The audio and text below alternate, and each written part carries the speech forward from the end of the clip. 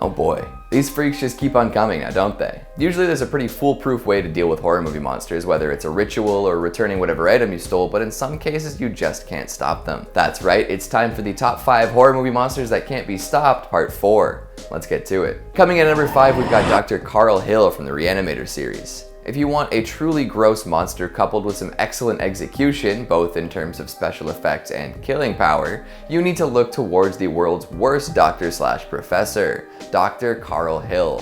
What a jerk. This dude dedicates his life to making curious medical students miserable for questioning his foregone conclusions and stealing the work of folks who might be doing better than him. If that kind of professional monster behavior isn't enough to freak you out, you should also know that he harbors a weird crush on the dean's young daughter. Oh, and also he gets decapitated and comes back to life. That last one's hard to ignore. Worse yet, he somehow maintains control over the rest of his body even when totally separated from it. Now, in the original Reanimator, Dr. Hill gets up to plenty of mischief. He breaks into his student's home to steal research and comes across Herbert West mid-experiment. After trying to leverage his power over the young doctor, Hill is knocked out by a shovel and decapitated. A brief experiment involving 2 injections occurs, reviving old Carl and his body. Now, with a psychic link between dome and limbs, he knocks West out and goes to wreak more havoc. He kidnaps poor Megan Halsey and straps her to an operating table before attempting to give her head. To ensure nobody messes with him, he manages to revive a whole bunch of other corpses and psychically controls them too. In the end, he's injected with a deadly overdose of reagent, which causes his body to mutate in extremely grotesque ways. Somehow, this doesn't end the dastardly Doc, as he makes a second appearance in Bride of Reanimator. His decapitated head is found in storage, and a misguided doctor reapplies the reagent. Thus begins a whole new era of Dr. Hill madness, where he is outfitted with bat wings and flies around causing chaos.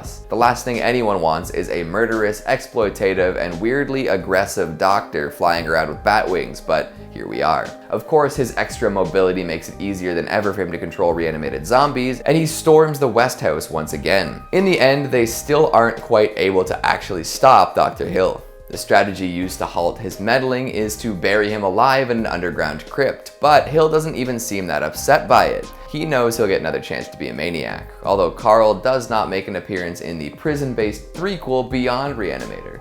I wonder what he's up to now. Coming in at number 4, we've got Demons from the Demons series. There are a whole lot of reasons as to why the demons featured here cannot be stopped. See, there are 2 Demons movies that I accept into the Demons canon.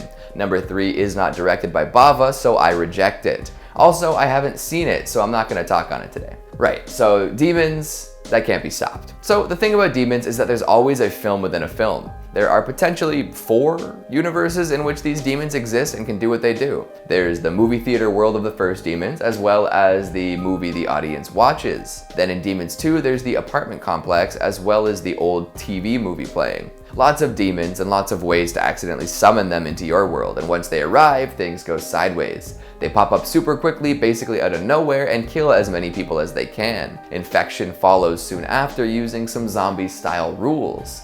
Get attacked by one of these things, you'll be one soon. At first, it doesn't seem so bad. If the captive audience can fight their way out of the theater, they might have a chance. But lo and behold, as our protagonist power couple makes it onto the streets, they learn that the infection has spread way further than anticipated. So they ride into the wilderness, accompanied by a badass demon-fighting family. So the whole world is infected now, eh? But it doesn't end there. Apparently these very demons that took over the world were thwarted at some point, leading us to the events of Demons 2. So anyone who returns to these ruins and disturbs the frozen bodies of the creatures will bring them back to life, which happens in a made-for-TV movie, which shouldn't cause any problems. But it does anyways. The demons that awoke on TV also crawl through the screen, causing a second plague of monsters to descend upon the world at large. So even putting the demons in the ground and then documenting what not to do if you come across one isn't enough to prevent the resurgence of evil. That is some seriously unstoppable stuff. Plus, if we assume that this new method of TV travel is achievable by any demon through any TV, there are going to be a whole lot more outbreaks.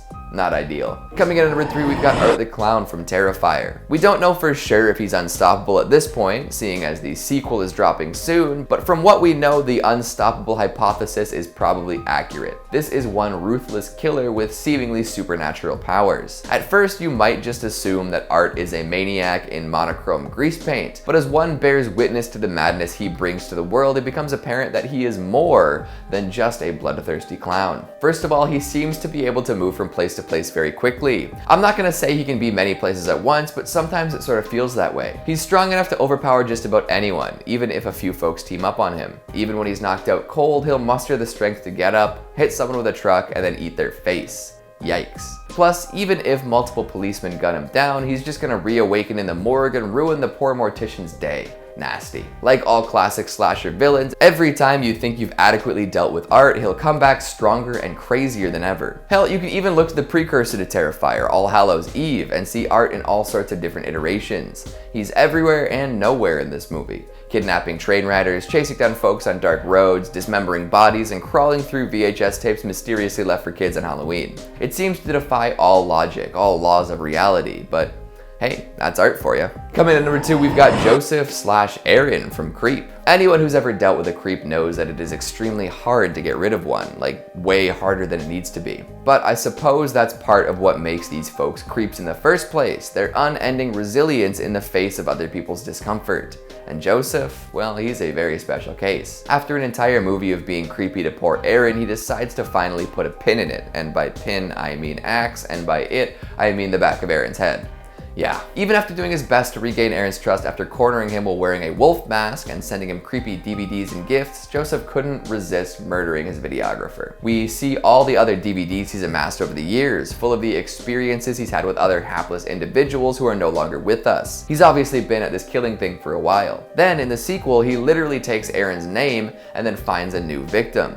It gets a lot more meta though, as he admits up front that he's a creepy serial killer, but his videographer doesn't believe him. The uncertainty plays a huge role in the movie, and Aaron takes full advantage. In the end, he decides that both he and his muse/biographer must die together, so he kicks into murder mode once more. Even after stabbing himself a bunch in the stomach, he's able to drag Sarah into a shallow grave before telling the camera he's actually decided against dying for now. You know, because if you get inspired, you can just ignore all these knife wounds in your belly. He definitely continues his creep capers too. And finally, at number 1, we've got the tall man from Phantasm. See, I made a joke in the comments a while ago about Reggie's ponytail being the true unstoppable monster in the Phantasm series, but I have since come to realize the ever-present power of the tall man. Played by the legendary Angus Scrimm, this mortician turned immortal monster always finds a way to skirt death. When he was known as Jebediah Morningside, he became obsessed with the connection between our world and the world of the dead. And once he discovered that link, there was no going back. Fight all you want, you are not gonna get rid of this grizzled old man. He'll shapeshift, he'll send silver spheres after you, and he'll keep coming back. You can hurt him, sure, but to kill the tall man is an impossible task. Best to avoid interacting with him at all. He's made it through 5 Phantasm movies, so it's safe to say he's here to stay. Damn, we're really just racking up more monsters we can't deal with, eh? Well, I'll do my best to keep them coming. So what'd you think of the list? How many of these monsters do you have a strategy for stopping? What's one that I missed and should include next time? Make sure you let me know down in the comments. Speaking of comments, let's take a look at some of your more pressurized ones from the top 5 horror characters that managed to escape their fate. Mary again Beltran says, in my humble opinion, learning about movies I've never heard of is a win, not an epic fail. That's the right attitude. Jackie G says, I always call it Brain Dead, Dead Alive because I can't remember which one it's supposed to be. The classic can't be wrong strategy. Good thinking. Tommy C says, damn, who would have thought your dead zombie mom in the basement would turn out to be so complicated? I walked downstairs to say, sorry mom, I'm digging you a hole. I've seen how all of this will turn out. Poor mom.